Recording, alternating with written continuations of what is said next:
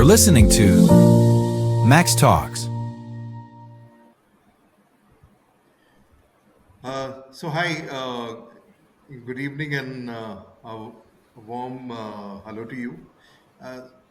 Just wanted to know on few things like, since we are discussing this podcast on beyond compliance and why Porsche is more than just a mandate. This, I think we could have an interesting discussion on this. I think what I would like to know that the Porsche as a compliance is just a legal mandate or a culture necessity. So, what's your take on this? Yeah. Hi, Jack. Good evening. Good Uh, evening. good evening. Good evening. So the thing is, see, the cultural change that has happened.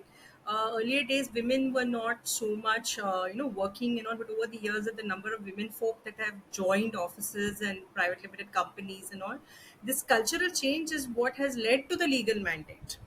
Okay. Okay, because earlier days we didn't have that much of women folk working. So this is basically for the safety and the work environment should be conducive and not in any way be detrimental to women folk in terms of sexual harassment. So that's the reason this cultural change has led to a legal mandate that now it is compulsory that every company who has more than 10 employees should be POSH compliant. Okay. How does a workplace benefit when Porsche is treated as more than a tick box exercise? So a tick box, as you know, is like a choice you make to and if it is treated more than a choice, because the thing is that gives security to the women folk. It leads to employee retention.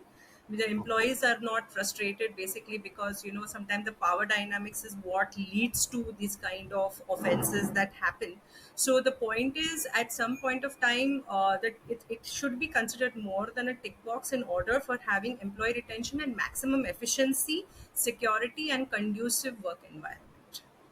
Okay, oh, that's good to know. So, how does effective POSH compliance impact employee morale and retention? Effective POSH compliance gives them basically a security that tomorrow, because of power dynamics, they shall not be oppressed or basically sexually harassed. So that way it provides employee retention, because when there's workplace security, there is an incentive to work and stay with the organization, as a compared to if there is no POSH compliance. Then obviously if you're insecure, there are chances that you may lose your women employees more often. Okay. And what do you feel? What could be the yardstick? What should be the yardstick of measuring this? What's the yardstick of?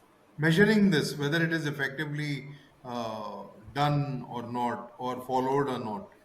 That is by going through the policies. There should be a proper POSH policy which is formulated and displayed at a very conspicuous part in the office or in the intranet. And afterwards, effective training has been conducted. The employees are well aware of where the line is when it comes to getting oppressed sexually. That's when I think it is effectively implemented. Okay, okay. Also now, I would also like to know that what is the role of internal committee? The internal committee is like the backbone of the entire POSH compliance. It is actually concerned with the prevention, prohibition, and redressal of such complaints which crop up within an organization. So that way, the internal committee is very very important, as it is the backbone, like I said. Okay. And I mean, what about the external committee member? So, how many external committee member also need to be there? The external And committee member is a single member. It has to be a person who has some kind of legal exposure, who can train about principles of natural justice, how to examine the evidence, and has to have some kind of experience in psychology, in HR, in how sexual offenses are dealt with. And it's not necessarily supposed to be a woman. It can be even a male member who's connected with NGOs and this kind of work for women oppression. okay, And I mean, how does the internal committee, what kind of an training do they need to undergo The so that training they that also remain updated? Sorry. the training that they need to undergo is the regular training which we do for POSH implementation every year. Plus, the external member should be a person who has some kind of legal background in terms of may not be a lawyer but has worked with such kind of causes. Okay, half the members are supposed to be women, and even the men folk who are there can be from the HR, and basically people who are sensitive to such kind or have experience with such kind of what we call oppression, or such kind of offenses, or have had experience with NGOs or women centric causes, these kind of platforms. So that is generally what we look at when we pick up. Also, seniority when it regards the presiding member, she has to be the senior person from the from the employment itself, like from the employer itself. So that is what is very crucial for having the internal committee members. These things have to be examined Okay. before you appoint your committee members. So, also, I think I mean, this is again an interconnected question itself. So, how can organizations ensure that internal committee members are unbiased and sensitive during inquiries? See, the way that the organization can ensure is first by giving training. They have to ensure that they are unbiased. Secondly, the POSH rules have to mandate that they are doing it in the capacity, that's the professional capacity. There is no what you call personal grievance against anybody. And also they need to basically examine whether this person has any effect, if there's a power dynamic. Like Okay, see, a person will not give you the right ruling if there is a person who or she has to basically what we call as confront, in terms of if there's any posh complaint, if the person is senior and that person has a power dynamic to influence. So some kind of security should be given to the ICC members who are examining these kind of complaints. Also, confidentiality has to be maintained as to who is the complainant. That is a mandate under the caution. It's actually supposed to be done in a very confidential manner. So, if any kind of confidentiality breach is there, then there's a penalty on the what you call the committee members. Like they have a penalty of about 5,000 rupees, which is imposed on them. So these are the ways that the law is helping the organizations to basically keep the internal committee a little bit okay, independent. okay. That is what. And what I would like to know is what is the role of an external committee members? See, the external committee member is basically the one who has experiences with this kind of work, with which is women centric, NGOs, Okay, psychology, HR. So basically, they give inputs on how to conduct the proceedings. Once the okay, findings and the investigation is complete, how do you finally formulate the what you call the order, or how do you communicate the order? What are the highlights that need to come up? So the okay, external member is the one who actually provides this kind of information once the investigation is completed. okay, okay. And I mean, in terms of, I'm sure, in terms of investigation also, when they might be investigating, do they also counsel at the same time? Is there The any kind of a counseling external done? member, you're talking about the external member. Yes, external The member. external member won't counsel, because that's he or she is like an independent member, unbiased member. So she Okay, is not or he or she is not have, it's not the duty, like out of goodwill somebody, if they do, that's a different issue, but they generally don't indulge in any kind of personal that's why, that's the okay, independence that we maintain with the external okay, member. okay, okay. So, how can an external member ensure that the inquiry is impartial and procedurally sound?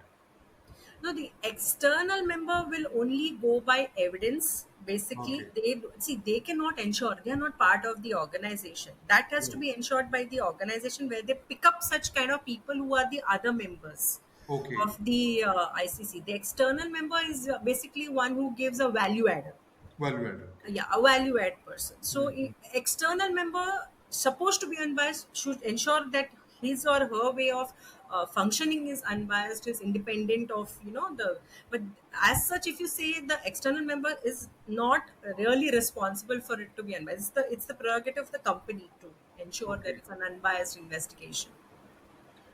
And then, I'm sure, since the person has to be neutral, so what kind of a profile or a background should be there of an external committee member Yeah, before? like I said, the person can be anybody, a male or a female, from a psychology background, who understands human psychology, who has had experience with legal work, NGOs, examining evidence, Okay. basically HR also to some Mhm. extent.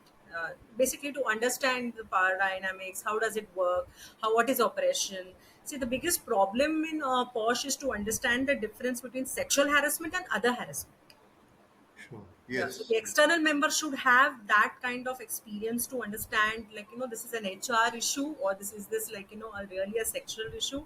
I mean, sexual harassment issue, that kind of a thing. That is why, we have to pick external members who are well equipped, who understand this kind of, what you call, work that is involved in this kind of an investigation. Right. So, what role does the leadership play in creating a zero tolerance culture against harassment? The leaders are the ones who help, in an extent, into forming the IC. Basically, they are the ones who pick up the unbiased members, the senior members, or whoever they require to be a part of the IC. The Okay. moment the leadership takes an initiative, it gives a very secure feeling, for your employees, especially women organization, that these kind of offenses are not really acceptable in our organization. It gives them that security, and then in the long run, like I said, if the leadership is good, employee retention is always there. Right. That happens by default. Then. Correct. Correct. Correct. But at times, I'm just wondering that Huh. these a number of employees, if there are on the higher side, so how does the training, become more impactful or effective? See, because time is a constraint at times, and at times, not all the employees are undergoing the training. So in that scenario, how impactful the Porsche could be. No, see, that depends on your posh policy. When you are Okay. recruiting somebody, especially when you Okay. recruit somebody, you are supposed to share your posh policy with them. It should be Okay. pasted at a visible part of the office, like in a lobby or on the intranet. If they cannot, attend, they should be aware that there is a posh policy. Okay. These are the breaches which will be considered as a sexual offenses, like harassment or whatever, like, all any kind of offense under that caption. And Okay. we have to have regular training, and it is up to the company to have a policy, to have a mandate in their policy that the employee should attend at least this session on a mandatory basis. Okay. Yeah, Okay. that is it is for the organization to ensure this. Yeah, because I was wondering, the smaller organization, for them to implement this becomes much more easier. Like startups, it could be MSMEs, with a smaller scale of business. So Yeah, but SMEs, nowadays, see, the government has mandated it in such a way that you need to file a POSH compliance report every yes, year. Now it is a mandate coming right, out. So right, in that scenario, when the training session has been organized, the company itself has to ensure that the employees are not diverted anywhere on work. You have to ensure that they are all present, that they make it mandatory, no taking off. This when this kind of training is there, right. because that's how they do it. They do it in big organizations like banks, or private limited companies, Okay, etc. And that whole day there is a workshop, a trainer okay, is brought,